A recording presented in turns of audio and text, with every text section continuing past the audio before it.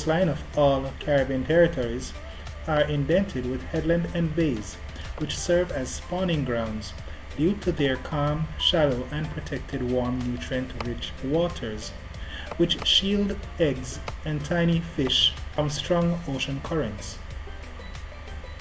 Spawning takes place when the female fish releases its eggs and the male fish releases its sperm together into the water for the purpose of reproduction. Over time, the eggs are hatched and the hatchlings gradually develop into mature fish, which then migrate into the open sea. The coastline extends into the sea to form a flat and shallow area known as the continental shelf. Its clear waters allow sunlight to reach the sea floor, encouraging the growth of microscopic plants called phytoplanktons through photosynthesis. These phytoplanktons form the base of the marine food chain and are therefore eaten by tiny marine creatures known as zooplanktons. The continental shelf receives its nutrients from nearby rivers and upwelling of ocean water. This occurs when the deep, cold, and nutrient-dense water rises to the surface, replacing warmer surface water that was pushed away by the wind. Some major commercially viable fishing areas in the Caribbean include along the coast of Belize, the coastal belt of Guyana, the Pedro Banks off the coast of Jamaica, the Gulf of Paria, Trinidad, and Little Bahama Bank. Another factor that influences the fishing industry in the Caribbean are rivers. Rivers provide fertile fishing grounds for fishermen. They also carry rich nutrients to the continental shelves. In the Caribbean, there are several ways by which seafood is obtained. The first method used by fishermen is trolling. Trolling is a fishing technique where one or more fishing lines equipped with natural baits or artificial lures are drawn through the water behind a slow-moving boat. This method targets fish such as tuna, marlin, salmon, and walleye. Fish traps are another method used by fishermen as well. The traps are placed on the seafloor and is used to capture aquatic animals such as fish, crab, and lobster, efficiently or passively by luring or guiding them into an enclosed space with a one-way entrance from which they cannot escape.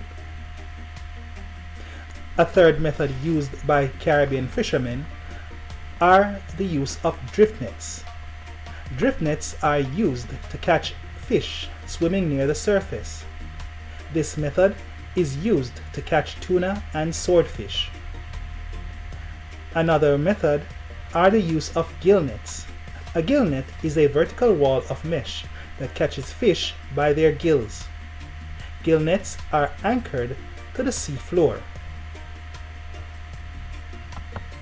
In the sealing method of fishing, a net is kept floating vertically in the sea using corks, while two small boats are used to encircle a school of fish. The net is then dragged onto the boat or shore and trapped fish are removed. Lining or hook and line is a method in which a long line with as many as 1,000 hooks are towed along a boat or ship. Bottom fish such as tuna and halibut are caught using this method.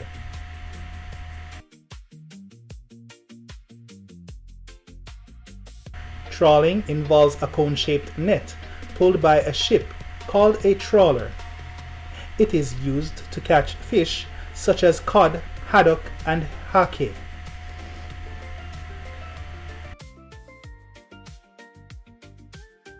Dynamite fishing or blast fishing is an illegal and destructive practice that uses explosives to kill or stun fish for easy collection.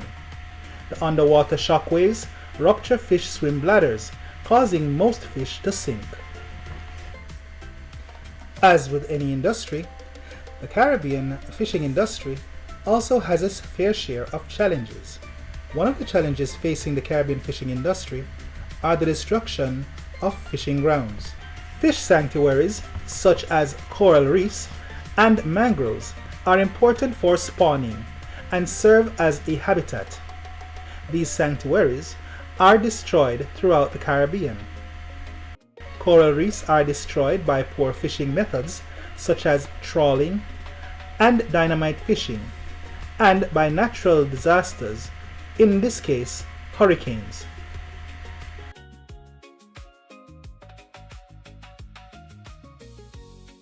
While mangroves give way to coastal development. Fertilizers, animal waste, and chemicals wash into rivers and eventually into the seas, causing low oxygen dead zones and harmful algal blooms. These threaten the marine ecosystem. Another problem facing the Caribbean fishing industry is territorial water disputes and overfishing. Disputes for fishing rights are a common occurrence between islands that are located close to each other, especially when fish migrate across territorial waters. Illegal fishing methods such as trawling by both local and foreign vessels result in the destruction of protected species of marine life.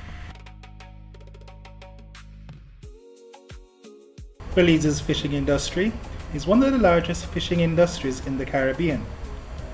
The location of productive fishing grounds offshore, sheltered harbors for hosting fishing vessels, and the organization of communities for commercial fish production are the influential factors fueling this country's fisheries sector.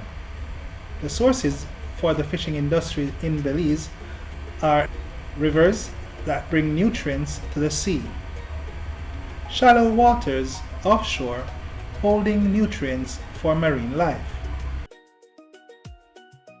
mangrove and seagrass beds in shallow water provide food and shelter for young fish. There are barrier reefs where living corals, fish, and crustaceans thrive. There are fishing grounds in deeper waters beyond the barrier reef.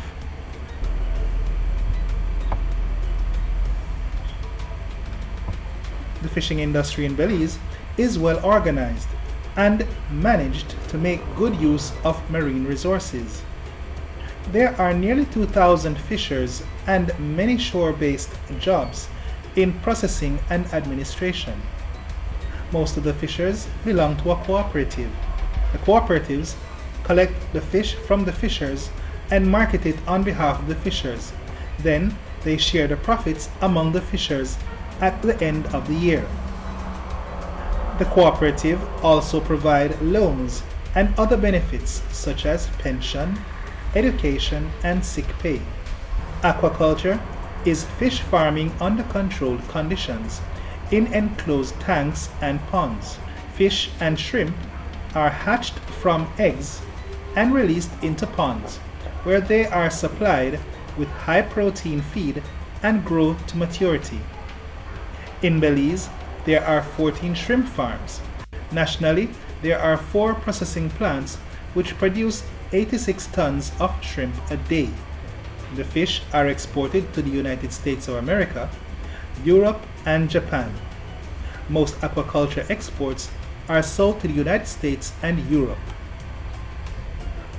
The Belize government has taken the following steps to ensure that its fishing stock is preserved for the next generation and many more to come.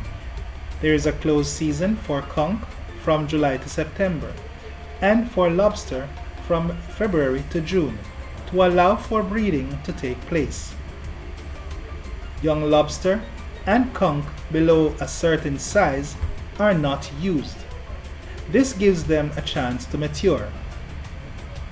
Scuba diving for conch and lobster are not allowed. This is to allow mature adult conch and lobster that dwell at deeper depths a chance to breed successfully without any human interference. And finally, each cooperative has a quota, which is a specific amount of catch that should be supplied by the fishers and no more.